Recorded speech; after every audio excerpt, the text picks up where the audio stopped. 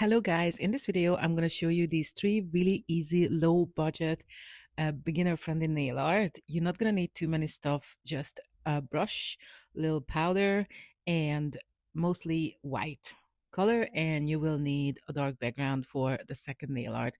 Basically that's all you need. If you have any questions, just feel free to ask.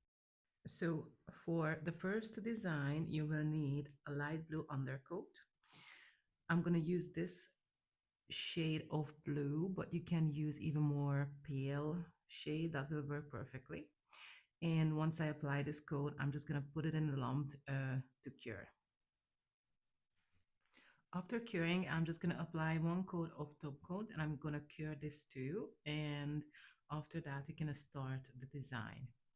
And also you don't have to worry if your blue coat is not perfect. If you really look close, mine is not perfect either, but it's not going to be a problem at all. So now the fun starts. I will have to use a white color, but it's not a gel polish. It's liquidy liquidy creamy gel that works on shiny surface. I do not recommend to use gel polish over the top coat because there's a chance that it won't stick properly. So before I start to use this, I have to give it a mix because the ingredients can separate and it won't give you a perfect application. So after I'm done with this, I will have to apply a coat on the top of the top coat. Now I don't have a proper gel brush, so I will have to use this ombre brush.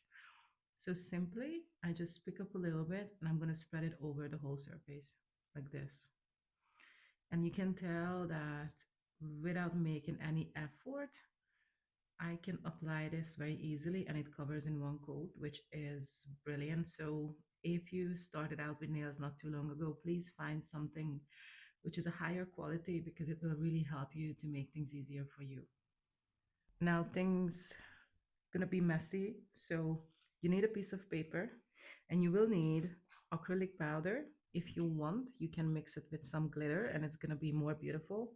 I don't know how much you can see it, but my powder contains different kind of glitter. Basically, I just got a simple acrylic powder and I put sparkles in it, like teeny tiny smooth sparkle, so it mixed with the powder. So that's gonna be the thing what we have to use. And right now I didn't put this in the lump, so it's still soft. So I'm gonna pour the powder over the gel, which is uncured. And that's how the powder will sink into the gel. And we're gonna create this beautiful coat. And you can see that I don't mind putting on a lot because if you put on a lot, the weight of the powder will help to sink into the gel. And I make sure I do the sides and do everywhere I can.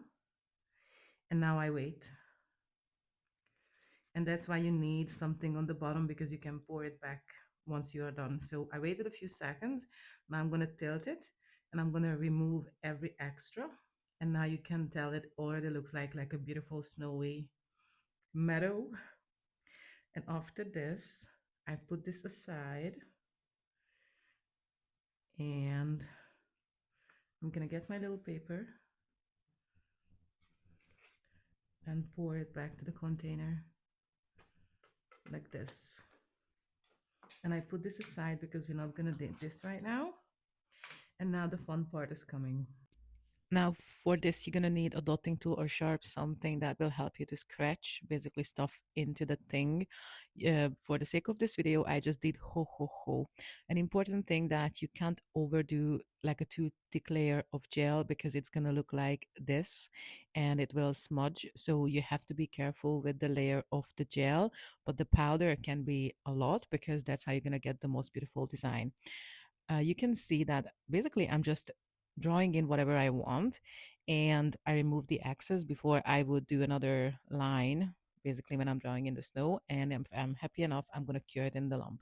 After that you have to remove the excess because the powder will be everywhere, and you have to make sure you completely cure it and make sure the design will last on the client. If you have these teeny tiny things that sticking out, you can just scratch them off and your design will be beautiful and perfect. And of course, it's going to have a little bit of texture, not 3D, but will have a little bit of texture. So the next one will be a little different. So the thing I used before, I mixed it with a bit more creamy, high quality white painting gel because I'm going to need a little bit of thicker consistency. So I use a short zero brush and I'm going to pick up a little bit more gel because I want the line to be thick at the start and go thinner at the end. And I make sure that I'm not going to draw a completely straight line because it looks a little dumb. And I have to make sure if I do this design that these lines cannot touch each other. So you have to make sure that you're going to leave gap between the lines because once you put the powder on, the powder, basically the weight of the powder will push your design down. And if the lines are too close to each other, it will look not nice. So on this design, I decided to paint a little house.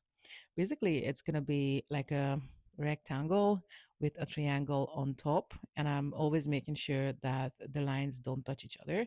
And also, I decided to put on a little bit of chimney to make sure you can tell it is really, really, really like a house. And also, you don't forget about a little, you can call it like a little door or a little window. So after I finish with the house, I'm gonna draw a teeny tiny bit of a Christmas tree.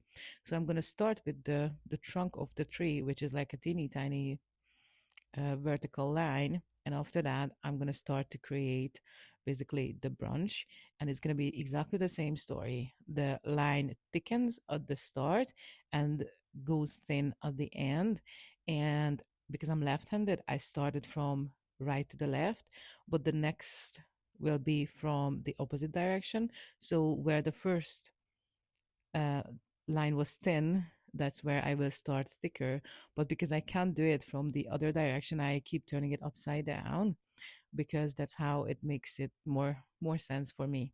For the top of the tree, I'm just gonna draw like a small triangle. And of course, if it's a tree, you have to make sure you're gonna make each line thinner and thinner because that's how it's gonna look like a real tree. And even if you want, you can add a little bit of falling snow. You don't have to overdo it. What I always do, I try to make sure that I place them completely random, and some of them will be bigger, some of them will be smaller, and that's how it looks actually a little bit nicer. I don't like to use a dotting tool to this. And of course, we can't forget about the powder, and it is exactly the same rule what I did before. You have to put on loads because the weight of the powder will help the powder absorb into the gel. And of course, I didn't cure this. So if you cure this before you put on the powder won't stick. So you have to put the powder on before you put it in the lump. And now you can see how it looks like after curing. It looks perfect and it's really cute. And now the third design. You need a white background and you will need to put on a shiny top coat, what you're not going to cure completely. And after that, you will have to use um, matte top coat.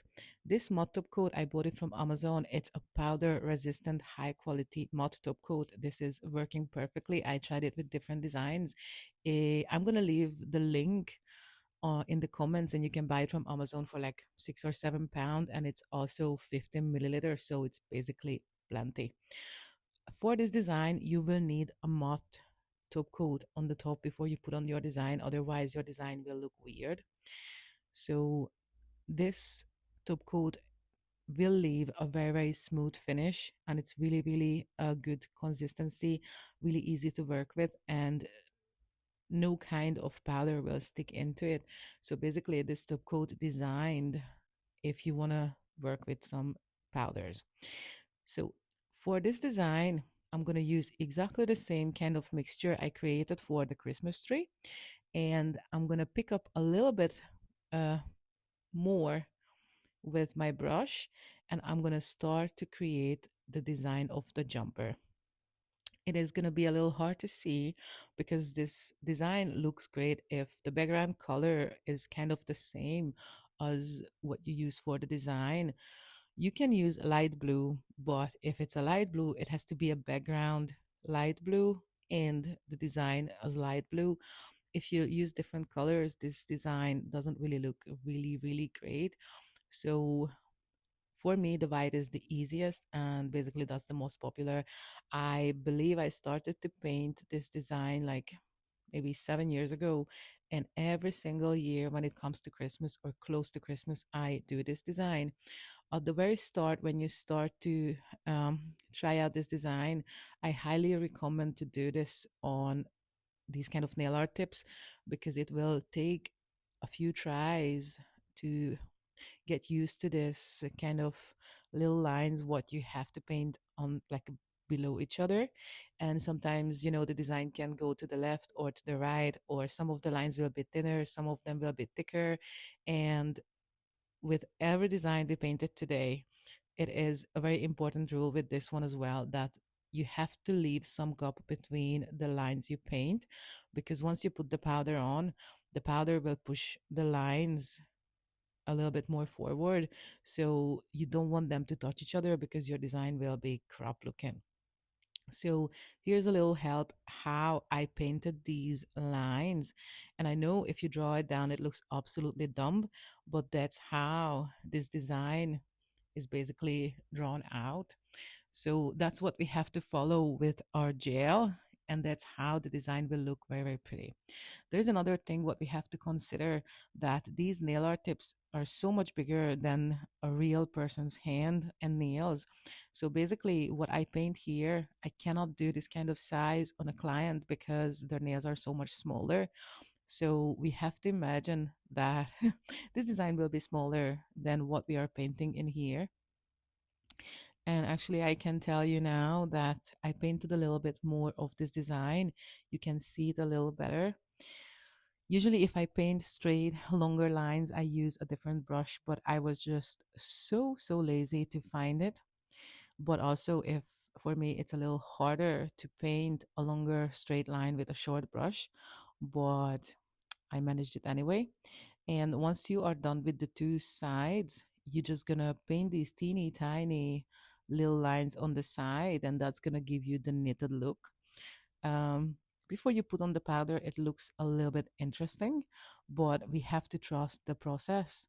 And if you do this on a client and you want to work upside down, you just simply ask them to turn their hand upside down and you can work easily with it. You have to make sure that you're going to use that kind of angle that's comfortable for you. And once you're happy with everything you put on, you're just going to apply the powder before curing, the same way as we did with the first two designs. And you always put on plenty of powder to make sure it will sink in properly. And here is the finished result. Guys, I really, really hope you like this video. I really hope I could tell you something new. Thank you so much for watching, and see you in the next video. Bye bye, guys.